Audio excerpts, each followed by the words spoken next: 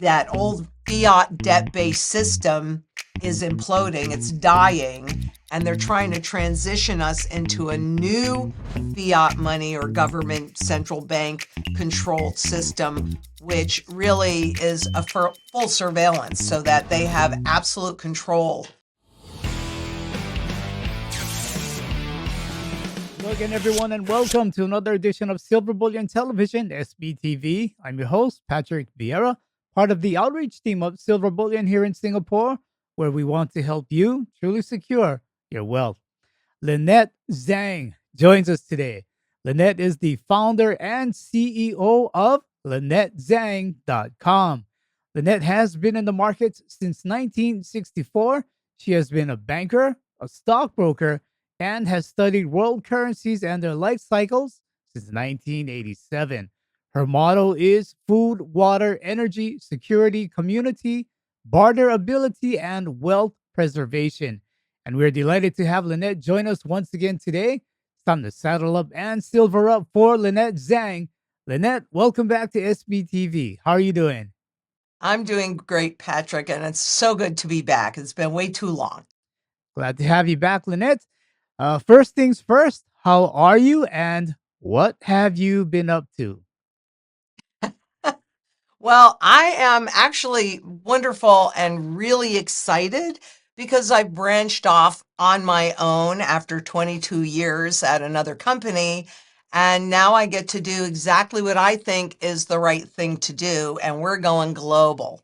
Um, the new channel, which is LynetteZang.com, and we have our YouTube channel, which is very, very active. We support community, both local to help people survive and maintain a reasonable standard of living on the mantra food, water, energy, security, barterability, wealth preservation, community, and shelter, but also globally, because we need to come together and stand together as a global community so that the the things that governments and central banks want to cram down our throats, like CBDC and full surveillance economy, and you own nothing and just a few people own everything. We vote with our purses and our wallets, Patrick, and so we can have a nice quiet revolution getting into hard money, good, sound money. So LynetteZang.com is really about developing community and supporting sound money on a global basis. So that's what I'm up to these days. And I think it's a very important mission. I mean, if not now, when? And if not me, who? Yeah, absolutely, absolutely. I wish you all the best in this. I had let people know that we were going to interview you in our SBTV community, and some of them they were wondering, what happened. Some people felt like, hey, Lynette abandoned us and this and that and this and that, and then I'm like, no, no, no, just hang on. So I'm glad that you're letting them know that you are still here for them. You Oh my were goodness, always here yes. for them. You'll always be here for them. Well, that's the plan.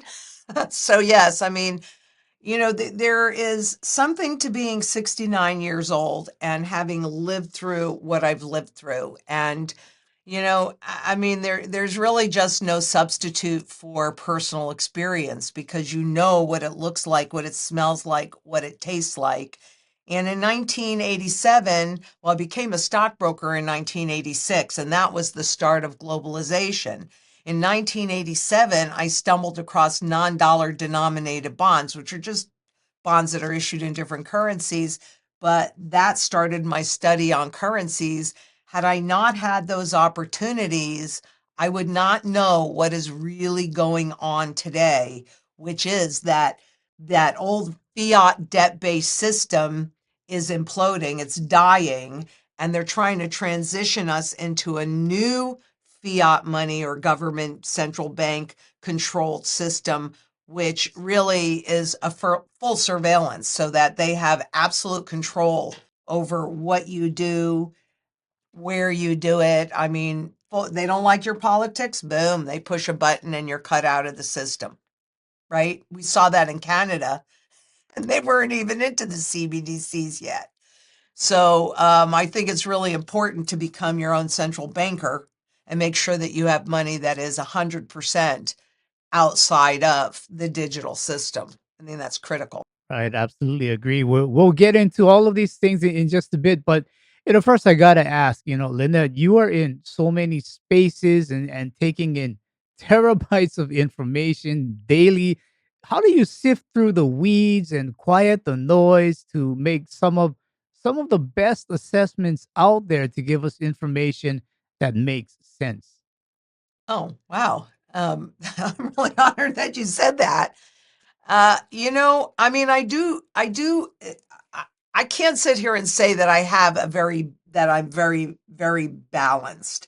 But like I said earlier, I do schedule rest time, I schedule exercise, um, and, and I just try and look at things a teeny weeny bit differently. Because Patrick, I can use the same chart over and over and over again, but depending upon what I'm looking for means that I'm looking at it a little bit differently. And when you do that, it's something that I encourage everybody to do. It's what I'm trying to do with my work is help you come at it from a little different angle. It doesn't have to be a 180 angle. It can even be 3 degrees. But when you look at things just a teeny weeny bit different, it's like this whole other world opens up. So I would say that, really that's what I do. I try and look at things with my knowledge base and my experience, but look at it just a little different so that I can see what's really happening and then explain it to people. Yeah, I think that's you have a lot of great qualities. I think being able to explain things and teach is it's one of the absolutely best qualities that you have as well. I've been working on that for many, many years, and I'm still working on it. That is a constant work in progress. I'm always trying to explain it more simply and more clearly and more cleanly. Sometimes I'm successful, sometimes I'm not, but I try. No, you've been doing a great job. You've helped out a lot of people, including myself. I was a follower of yours as well. So, alrighty, let's get into some of the things here. Of course, we're going to talk about the economy. Lynette, the Fed seems like they are once again, once again concerned about inflation. Do you see inflation possibly starting to tick up again? Yes. I mean, the simple word, what we have to understand is that there is virtually no purchasing power left in the currency. And the tools that they have are done. I mean, what are the tools? Interest rates. And every single time they've made an attempt to raise them, it's created the next crisis. And the money printing. And every time they print more money, the value of the money that's out there goes down. And that creates rapid inflation. They're not really trying to fight inflation because inflation is for governments an invisible tax on their money that they don't have to go through legislation for. And for corporations, it enables that wealth and income inequality. So it's actually from the beginning baked into the monetary system. But because we are at the very, very end, I mean, the system really died in 2008, and they just papered over it till they could get this next CBDC full surveillance system in place and get people used to it. There will be a ginormous crisis that will justify bringing in and giving everybody CBDCs, and that certainly has happened in different parts of the world. But when I look at the Fed, I mean, honest to goodness, Patrick, one of the things that I've talked about for many years is that we have to pay attention to the velocity of money. And when we see that shift in a pervasive way, not a teeny weeny way, but in a pervasive way, then that would tell me that that was the beginning of hyperinflation. Well, I don't think that I'm well, sometimes I might think I'm smarter than some of the members of the Fed, to be honest. But I think they know a whole lot more than I do. I think we just have different jobs where their job is to keep you in the dark and help you not understand things so you stay inside of the system. I have the opposite job. I want you to understand what's going on so you can make educated choices that puts your best interest first. But the monetary velocity has moved up in a pervasive way. And so I have been saying, and I stand by this, that I do believe that the hyperinflation has begun. Because what are they going to do? You know, they're going to pivot and drop interest rates down and print tons more money. They're going to do that because that's the only tool. Those are the only tools that they have.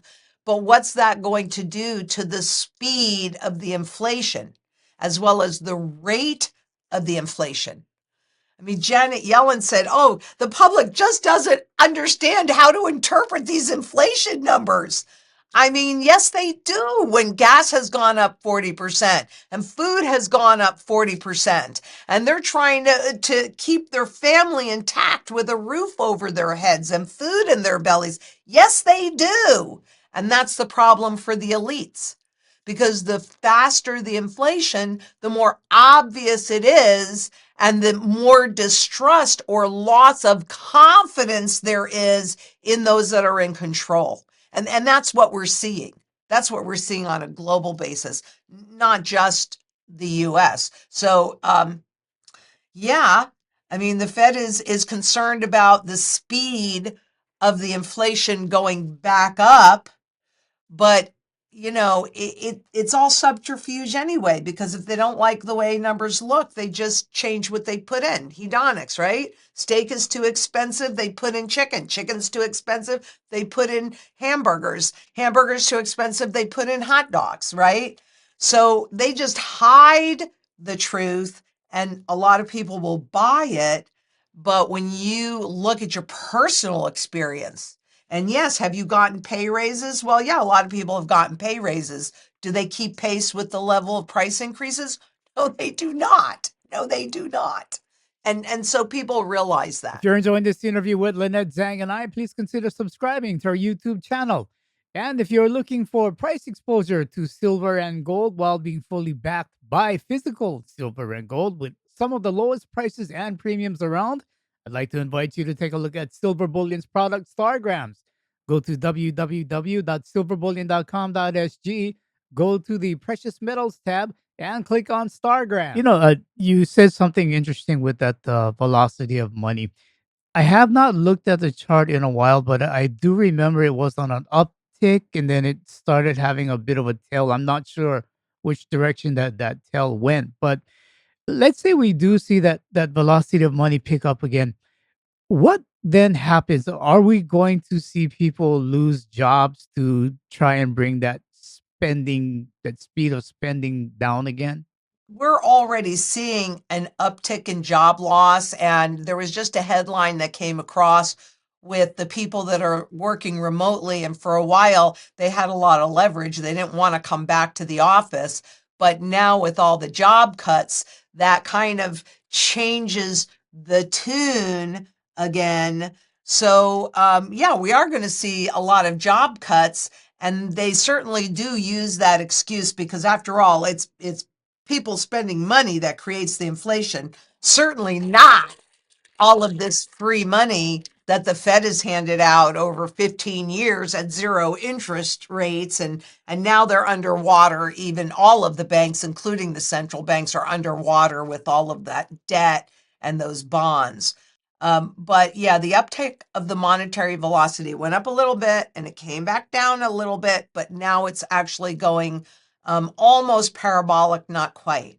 And what that really indicates is that people are losing confidence and they are spending that money as quickly as they get it in, which is exactly what happens during hyperinflation, right? Because then they're hyper aware that if I don't buy that can of tuna today at $1 or this morning, by this afternoon it could be $3 or $2 or $5 or whatever that number is going to be.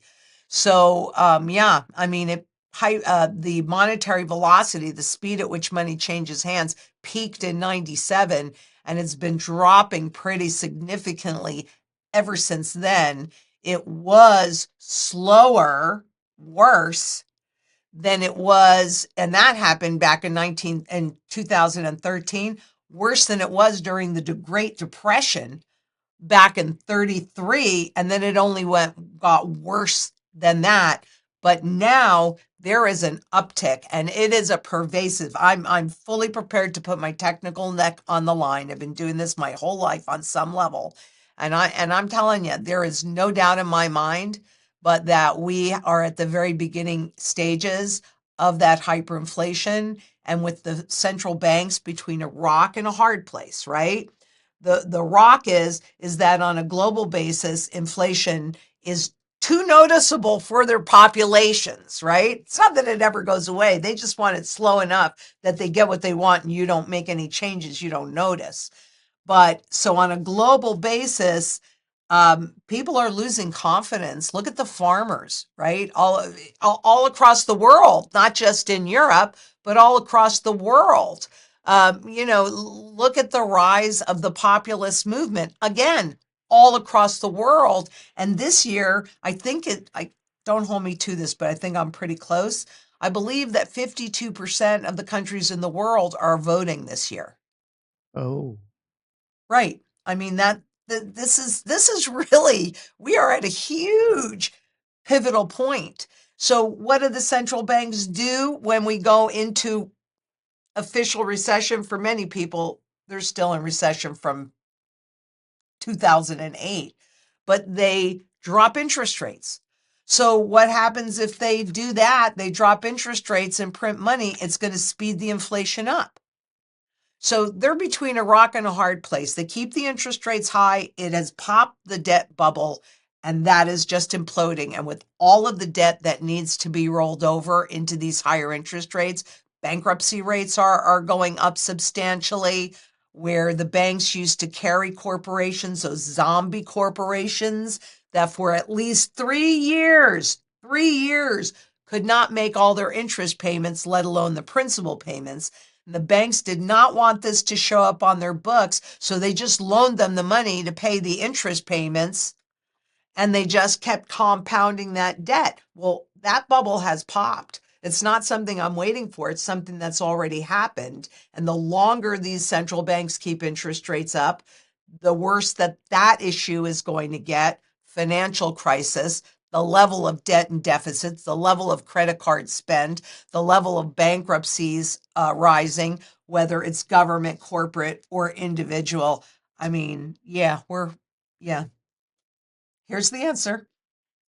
And food, water, energy, security, barterability, wealth preservation, community, and shelter. Get this done. Come together in community. We don't have the luxury of time anymore. Yeah, I completely agree with that.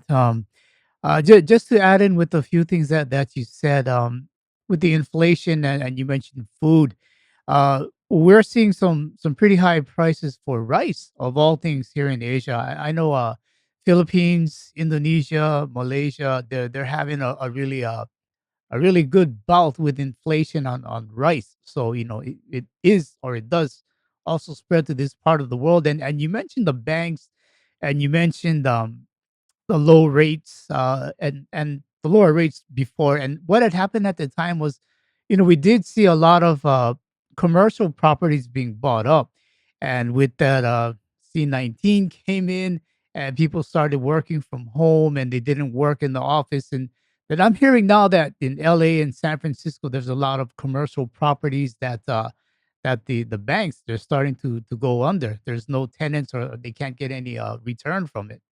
Well, you're absolutely right. And then you have all of those entities, and this too is a global issue. They're not just property challenges in China, but and notice, and I'd like to point that out and then go over here. The government in China and the central bank in China are trying to throw everything that they can at the commercial real estate market, at the real estate market in general, at their stock market, to try and keep it propped up so people perceive that everything is okay. But it doesn't seem like anything they're doing is working. They're just a little ahead of us, right? Like I had said earlier, the banks did not want anybody to realize those bad loans. However, you've got these big corporations that, with the zero interest rate, this free money, they went out and bought a whole lot of real estate, making them look wealthy. But you cannot build wealth on debt. You can only build the semblance of wealth on debt.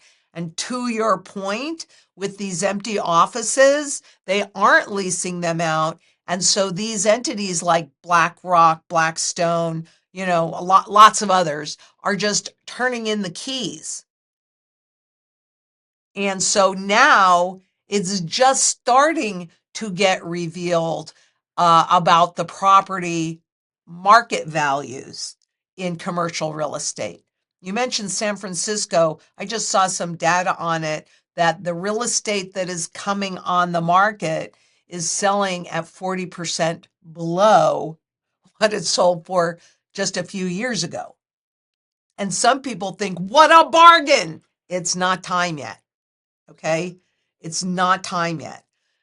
We saw, like in Japan in the early 90s, commercial real estate dropped 95% from its high. 95%. Residential dropped 85%. So what happens? This is all part of the strategy, just based on these repeatable patterns, not rocket science, actually pretty simple. But right now, everything that's denominated in this junk numerically looks like it's way up here, right? It's severely overvalued.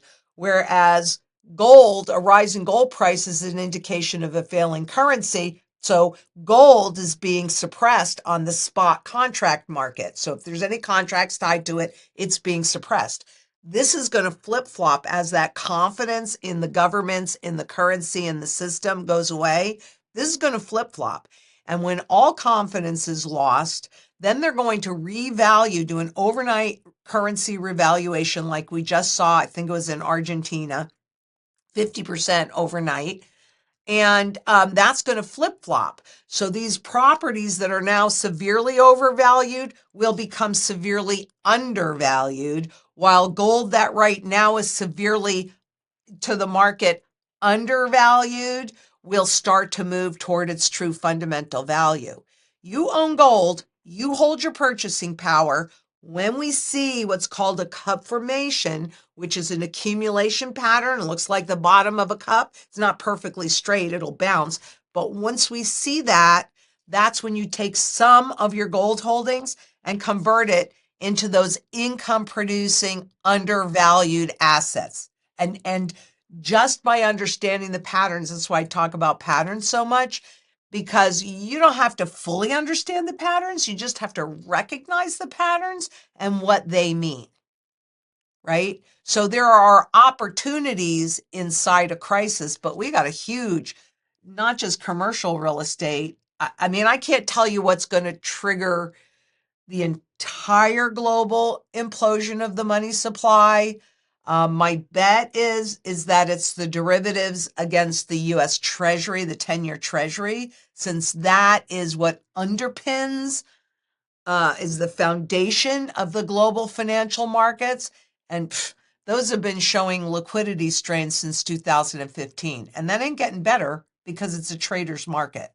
Right. Okay. Lynette, speaking about the banks, I mean, since we're on that topic, there's been quite a bit of chatter out there about some type of bank trouble coming during March. Even people are Yeah, saying, do you yeah, know anything about this and what's yeah. going on with that? I think what they're referring to is the repo market, which is the all the money that flows through the global economy, much of it done through money markets, so people think are so safe, but they're actually not. And when you look at the reverse repo market, it is slated to be like below. I mean, they only brought it out to keep the market boosted, right? But it's being drained. And at the pace that it's being drained, that should be completed in March or April. So there could be, just like what we saw in September of 2019, that they covered up very quickly with, I don't have any more money in here, but lots of money printing. We could be in that same circumstance in March and April, and that would force a Fed pivot, force lots of free money printing, and that could trigger the next financial crisis. So, yeah, it could happen as soon as this spring. Absolutely. Okay, yeah, that's what people were talking about, the repo market, because I think the past two crises, I mean the 2008, the housing market crisis, and then back in 2019 ish, around there, 2020 ish. Both times, it was actually the repo market that started having spikes, and so I guess as we're starting to exit the reverse repo market, Yes. like you say, we may have to pivot, and then we're gonna go back into the repo market, and we're gonna start to see that spike, which was the precursor to those 2 events. It looks to me like the central banks are like the little Dutch boy that keeps putting his finger in the dike. But what happens when you run out of all your fingers and all your toes and the next crack appears? Uh, for me, the crack really is, or what would overwhelm the central bank's ability to print their way out of it, are the derivatives. And a repo is a derivative. I mean, the derivatives are just big, fat, unsubstantiated bets. And so the government creates a debt, sells it into the markets use it as collateral to take on more debt. I mean, at some point, you just can't do that anymore. And if you think about yourself on an individual level and think about credit cards, right? As long as you keep getting new credit cards, you can transfer balances, you can take on more debt, you can keep doing that as long as there are new cards coming to you, even with stupid interest rates. But at some point, you must pay that debt, make payments on it, service that debt, roll that debt over, or default on that debt. And so we're at the point where the only option for most, whether it's whether it's governments, corporations, or individuals, is default because they can't service the debt, they can't pay it.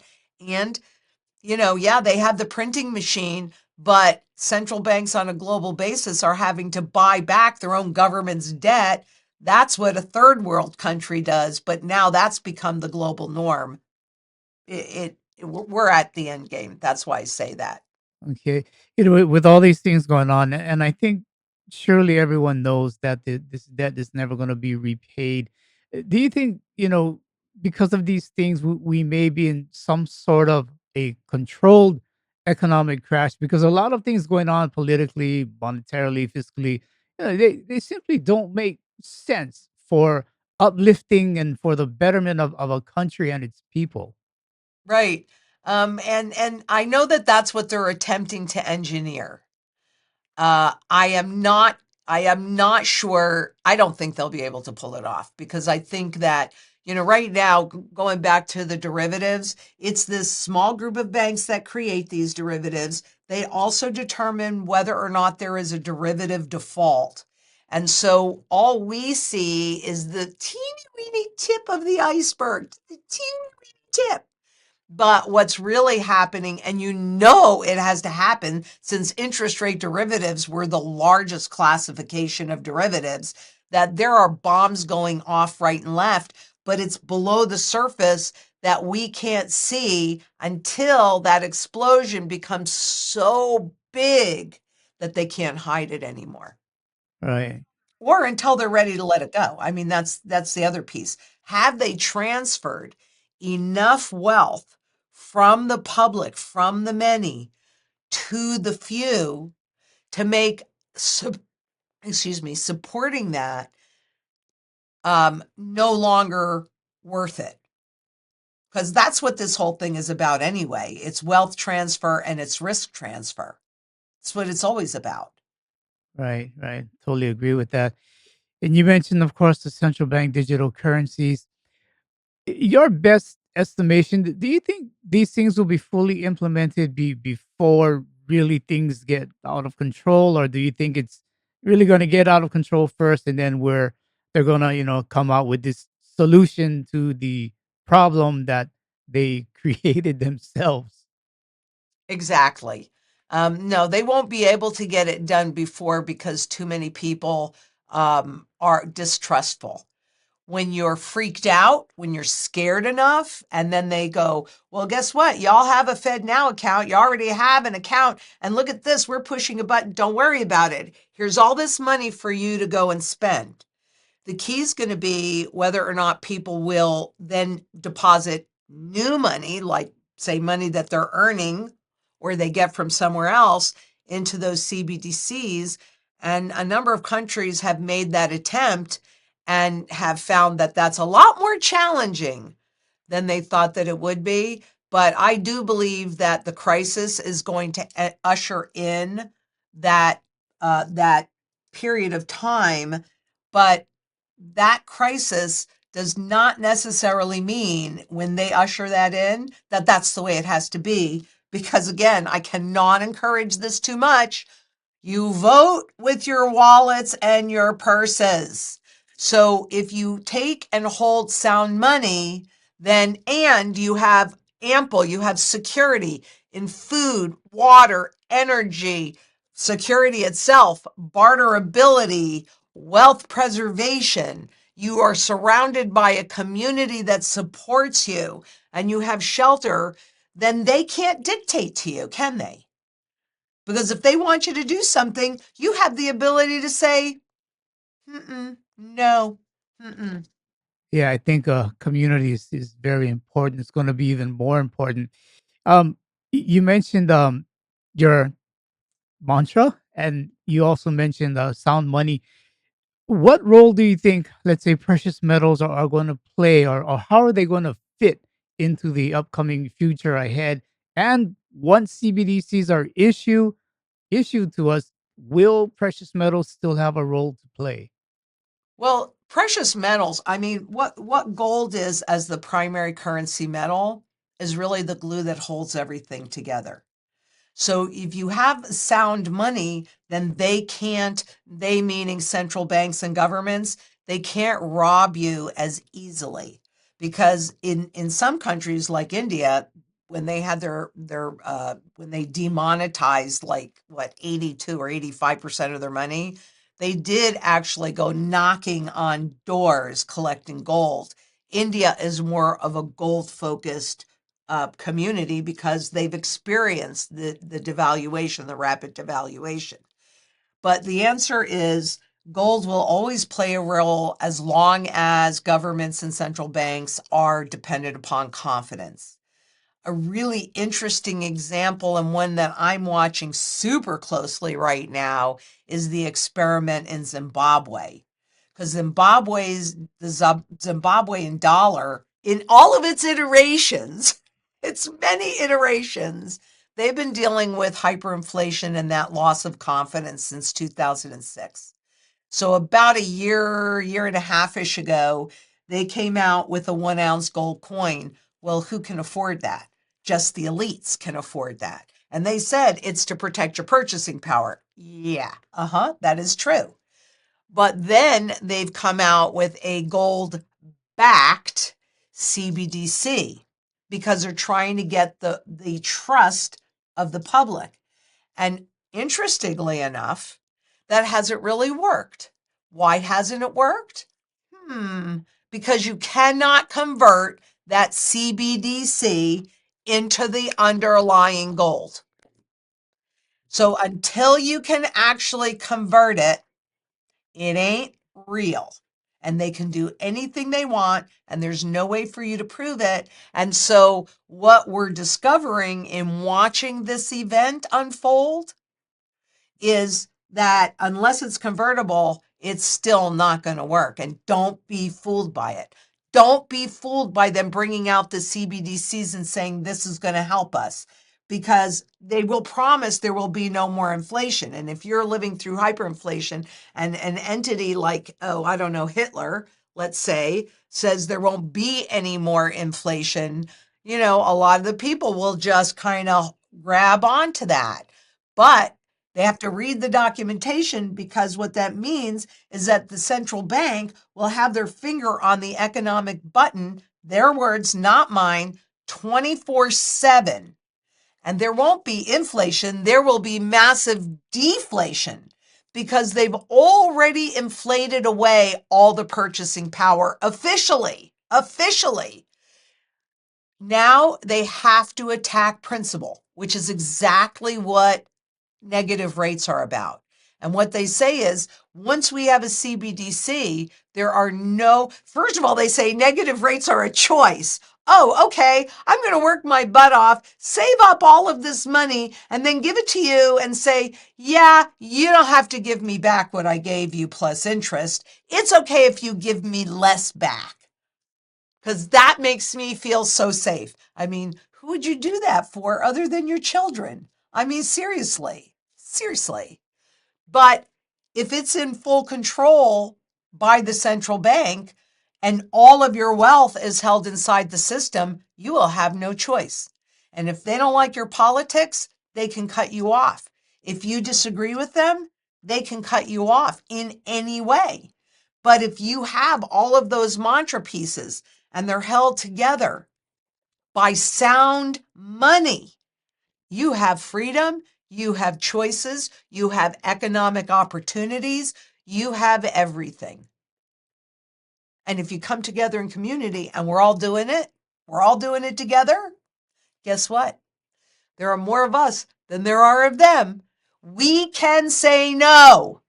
That's my mission. I discovered it when I was in Australia in August, and I started talking about community, and community is something that I've talked about a lot, but not at the level that I am now. And that's really what needs to happen because together we can make a positive difference.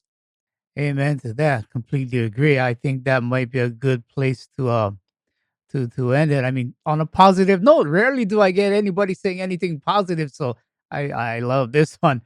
Lynette Zhang, before we head out, can you let us know how we can follow you and get more of your views and, of course, expert opinions? Absolutely. First of all, the YouTube channel is where we are most active, and you'll get all of this new information. So just go into YouTube and put in Lynette Zang or the Lynette Zang channel. On Twitter, it's the Lynette Zang. On Instagram, it's at Lynette Zang. And in Facebook, it's also at Lynette Zang. So at the moment, we are working diligently on our site. But at the moment, that's the best place to find us. Oh, on Facebook, I'm Lynette Zang. Okay, on Facebook, I'm Lynette Zang. A is my middle initial, so it makes sense. But YouTube is where we're putting out all of the new material, introducing people, etc. Okay, and so Daniela is holding down the fort. How is she doing?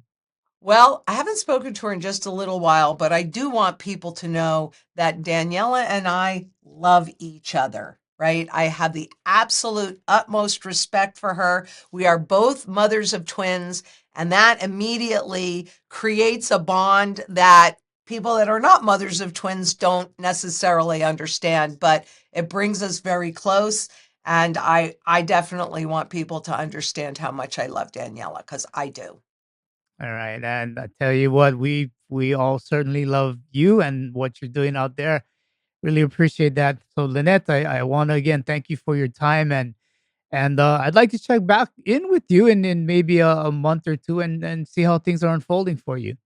Yeah, I wish you would. And and I think it'd be great to do a live event because I'm planning right now. I don't have the dates yet, but I've been invited to be keynote in Australia again, which I loved Australia. So I mean, I immediately said yes.